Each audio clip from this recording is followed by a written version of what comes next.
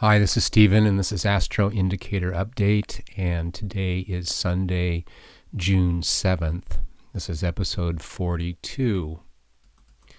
And today we're going to look at a little bit more, a few more cryptos than I normally do.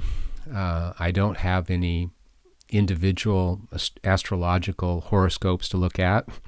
So for people who are not interested in the markets, you can probably stop right here. We'll look at our usual markets, the Dow Jones, gold, silver, Bitcoin, Ethereum, and the dollar. I'm going to include a crypto fund that I do invest in, and I've talked about in the past. It's Grayscale funds in Bitcoin and in Ethereum. And then I'll also look at the cryptos VeChain and Theta.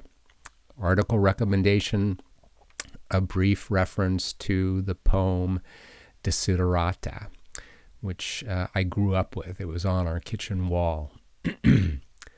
So first, an article recommendation. I've used some articles by Alistair McLeod from goldmoney.com in the past, because he seems to have a breadth of understanding of the precious metals market that's a little bit more in depth than many writers. So you can find this at goldmoney.com. This is not the whole article, but he goes into the history of silver in U.S. history and in England's history. In addition, he is pointing out that it really seems like the silver-gold ratio, which recently hit a peak of 125, seems to have marked a major turning point in the relationship between the two metals. And now it could very well happen. There's no guarantee, but silver needs to catch up with gold here. And so there is some real possibility that we may see the price of silver go much higher. And in his estimation, the global economic monetary situation is dire due to both the coronavirus and because the credit cycle was already turning down in late 2019. So a lot of what's going on economically is going to be blamed on the pandemic, the riots, etc. But if you go back to what was going on economically last fall, the Federal Reserve was already having to step in and give funds to the banking system because the banking system was starting to crack. So people forget that, but things were already on a downswing prior to the pandemic. So let's go into the markets. A lot of markets today, and I'll try to be succinct. So here's the Dow Jones Industrials. Again, all the vertical lines relate to key astrological dates that are specifically related to the Dow Jones. And then I combine those dates with traditional technical analysis, trend lines, moving averages, momentum indicators are down here. So we are getting definitely overbought in the Dow Jones. It is getting ridiculous. Astrologically, we had a key date on Friday, a big pop up. It coincided with what I think was a ridiculous unemployment report, which was much higher than anticipated and seemed a little fishy, to be blunt about it. And we are looking at now a stretch of time in which there isn't a lot of astrology to support this market, particularly when we get out here in later June. Okay, nothing. When that happens, normally a market at the best trades sideways. Now, as a caveat, we are in a situation where in which I talked last week about this, the USA astrology chart has a very strong Pluto energy. I'm not going to go into that. You can listen to those first 5 minutes, 10 minutes of my video of last week. But that energy, if I want to just quickly size it up, often deals with extremes, extreme attitudes, positions, events, and so forth. And I see some of that energy playing over into the Dow Jones in particular. The Dow Jones has its separate astrology, but the astrology of the U.S. seems to be, affecting the New York Stock Exchange and the Dow Jones here. I think this is a very dangerous market. I think it's way too high in valuation, and the astrology doesn't support it. Fundamentals don't support it. Technicals are getting overbought. I wouldn't even consider shorting this market until it broke through this lower trend line right here. So be careful if you're in this market. Let's look at gold, because gold has a lot of things happening to it as well. For several weeks, I've been warning about a downturn happening on the 1st of June. And I was a day off exactly. This line right here represents June 1st. It popped up a little bit, but we've been in a downtrend since. Plus, like the Dow Jones, we don't have a lot of astrology that would support a major bounce. We do have much more stronger symbols, astrological symbols in July, okay? The fundamentals, though, in gold are extremely good because of all the stimulus, the additional monetary money printing that's coming up that they're even talking about this week, another $1 trillion.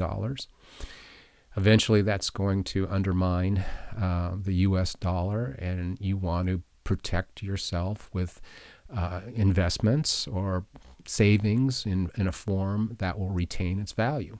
Gold is one of those. So the fundamentals are very good. The technicals are getting in a sort of a neutral zone. We are not completely oversold yet. And so what do we have in the astrology? We could get some more downsides. We are clinging to a support area, even though this line this last Friday's red candle is resting on, it has a longer candle wick kind of shadow that's being obscured by my astrology symbol. It did manage to close right at that support line on Friday. So upcoming, what we have is possibly, normally conditions, the astrology for tomorrow is relatively stabilizing in the gold market. That I can say. When there is something slightly out here that I didn't draw in, well, I guess I did. It's on the 30th. I think that could be the beginning of our next move higher. So if you're trading this market, if you're buy and holder, I would just hold. If you're trading this market, you got to watch this support level, okay? Because we, at best, the astrology says we're going to trade sideways, probably between these two areas. And tomorrow there is some additional supportive energy when I look at the astrology, okay? Silver. Okay, silver is kind of trading between this kind of expanding channel. It is a little bit more overbought than the gold market. Let me look at my notes. And silver, though, like gold, it doesn't have a lot of astrology either. And it, too, gets stronger when we get into July. On June 20th, there is some energy that will be probably a bounce, probably, stabilize this market. And whereas gold's was June 30th was its next most prominent date. Okay, so play the technicals here, the astrology. If you're just going to be buying and selling in between this channel, this is a buy zone, but you want to be careful about what would happen if it breaks below there. So my guess, my forecast is sort of trading sideways if I was going to sum it up. Okay, Bitcoin. I'm going to do Bitcoin, and then immediately I'll look at the fund Grayscale, Grayscale's Bitcoin fund on the next page, and we'll kind of compare the two. But Bitcoin is kind of barely broken out of this triangle formation. This is Sunday. This is today's chart. I made it this morning. It's just above that that breakout point, and seems to be struggling a little bit to get beyond that. But we do have an astrological date coming up on the 10th. So what is going on the 10th? This is a fairly strong astrological symbol. On the bottom line, it just indicates a lot of volatility. But when you find it in a market that has a decidedly obvious trend, in this case, moving upwards, and one that, let's say, has broken out of a pattern, if we're trading sideways when we get to the 10th, which is Friday, I believe. No, hold on, 7th. No, it's Wednesday, excuse me. On Wednesday, it's happening. I would play the technicals. We don't want to see it breaking below this lower line. But, there's a strong likelihood that we could go higher on Wednesday. The odds lean in that favor, at least, okay? But it's a very key date. Doesn't happen very often, so mark that on your calendar. Because the direction that we see taking place after that date will probably somewhat dictate what happens till we get to the end of the month. Okay, let's compare this. This one is just barely, moving above this support level in the Bitcoin's chart. But here's Grayscale's chart, and it is, in the way I draw my triangles, it's moved well above it. This is Friday's close. It's going to play off of Bitcoin, obviously, to a great extent. Let's qualify that to a certain extent. But, it has popped higher relative to the price patterns that we see here, which I find interesting. And I bring this up only because we're going to look at Grayscale's Ethereum chart in just a second. But first we'll look at Ethereum and the astrology of Ethereum. So here we have, a clear trend that's been going on for several months. We are just riding this channel up and down, and the people who are trading this are starting to rely on this trend line and buying it. If the short-term traders are probably selling it when it hits this line, and now we're kind of in between. But what's the astrology say for June 12th? So the 12th is the Friday I was thinking of earlier. And there's quite a bit going on the 12th. And I think it's more bullish than anything else. So, mark your calendar. If in particular, we might be looking for, in the Ethereum chart, at the price action to take out that resistance level, which is kind of bumping its head against right now. My bet would be is that we don't take it out until Friday. Okay, now let's compare this chart to Grayscale's Ethereum fund, because they're quite different, and I don't have a good explanation for it. I do have to tell you that I own some of this fund, and I sold a large portion of it on Friday, but it is skyrocketing here. I mean, it essentially has been up. Well, it's up several 100%. It was trading at 40, and now it's trading at 240. Okay, huge volatility on Friday. Opened way up here. Came all the way, 100 points down. But when it broke through this resistance level, it just took off. And we'll see. I mean, this is, I've put in the astrology. There was some astrology here, and it turned out much stronger, at least in this fund, than it was in the Ethereum, itself. And we'll see what happens. This is probably kind of tentative support and resistance lines, because I don't think they're that well established. But it'd be nice if it came down here and you're definitely a trader, short-term trader or whatever. This could be a buying opportunity. We are quite overbought in the momentum RSI, so it's something to consider. However, this market kind of reflects what's happening in cryptos in general. We're going to look at VeChain and Theta in a minute, but I could have picked many other cryptos, but they are moving, and there's a lot of volatility coming into this kind of sector. So I just wanted to point this out.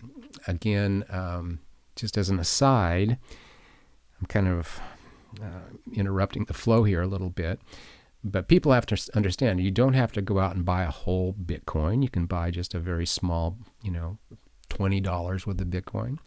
And going all the way back to the article that I was referring to of Aleister MacLeod's and silver, and he works at Gold Money, you don't have to, if you're interested in gold, you don't have to go buy a whole, gold coin. There's ways of at least positioning yourself in these markets, at smaller amounts.